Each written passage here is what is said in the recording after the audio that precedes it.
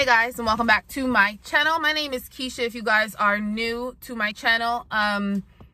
Just wanted to do a quick synopsis about me. I usually do like weight loss videos, health videos, getting back on track, VSG videos. Sometimes a few motherhood, you might see my kids here and there. And sporadically, I was doing a few banker videos, what it's like to be a banker, how do you become a banker, and things of that nature.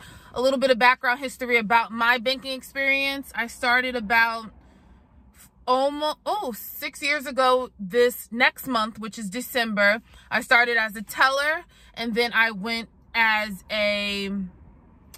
from teller to lead teller to universal banker, and now I'm a member service representative, which is basically a banker. So that's a little bit of background about me. I've been in banking, like I said, for 6 years. I did some videos before talking about, like I said, banking, a life as a banker, a week as a banker, and you guys have been watching that video still to this day, and those videos were at least 2 years ago. So I wrote a few questions that I have been seeing, and I just wanted to talk about them. So first question, do you need certification?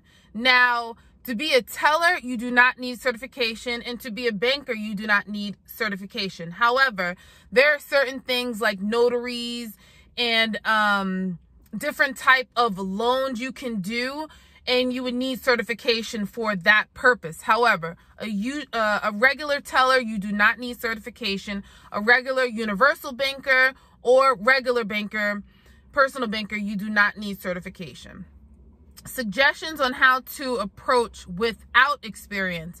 Okay, so without experience, you wouldn't be able to become a personal banker or universal banker. However, you can be a teller. Now, this is all, I'm only going to talk about my experience, but I know with becoming a teller, they were really big, of course, on customer service, fast-paced customer service.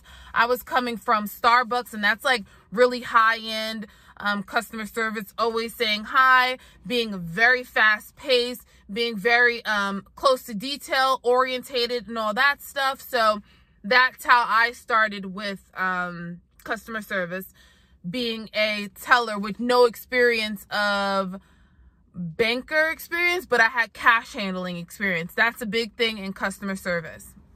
Next, is teller easy on the mind and body? That is on you, how you approach your job experience. Me, I'm very clock in, clock out. I'm not very stuck on what Jack and Jill is doing. I don't care. That does not make me any money.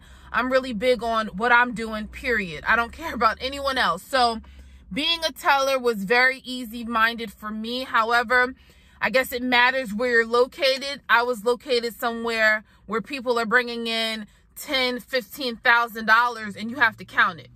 Not by hand, but by machine. But still, that's kind of nerve-wracking. Even counting 1,001s could be like, oh my God, this is a lot. Because, you know, ones can be very dirty, very crinkly, all over the place. So things like that, I wouldn't say it's like an easy whoosh type of job.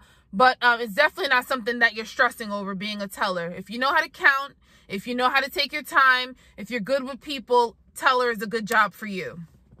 Next, how much do you make? Being a teller starting out, I was starting out at $13. Like I said, this is in the Philadelphia, Pennsylvania area.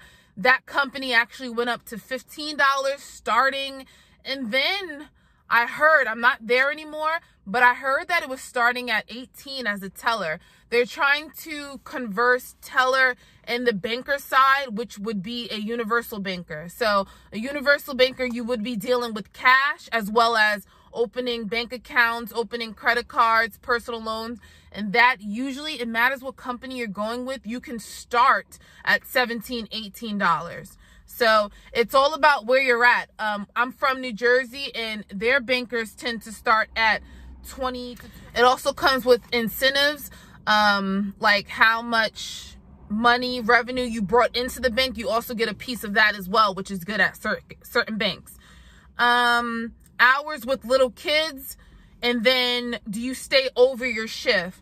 You can stay over your shift if somebody is out of balance. being on the teller side. If the whole line isn't like, you know, together, out of balance, you can stay over. I've stayed over about 30 minutes to an hour before because another member was short.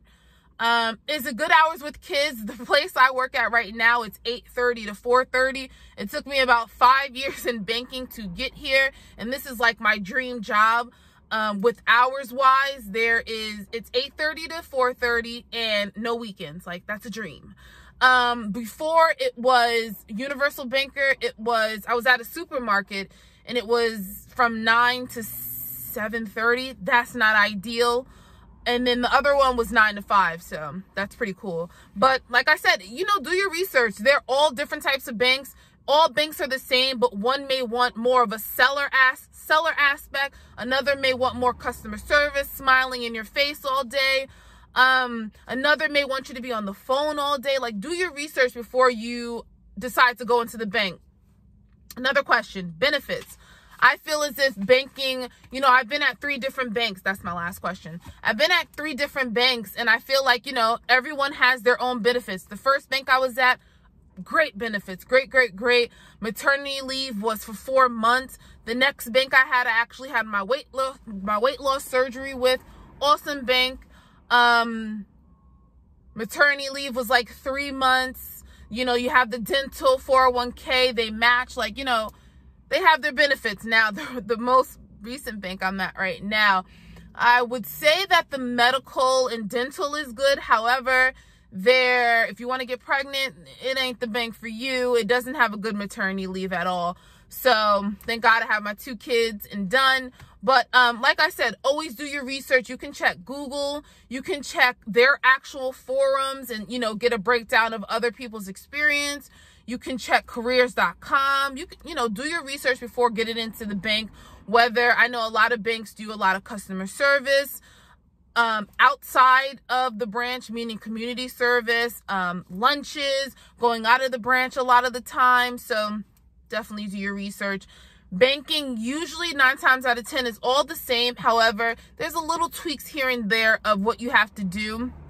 My bank is a lot more casual, meaning I can wear like sneakers some days, button-ups, jeans. A lot of other banks, the first bank I went to was more like men were doing ties and sneakers and all that stuff. So definitely pick what's best for you. I'm looking around because I'm outside, but yeah, definitely pick what's best for you and just go from there.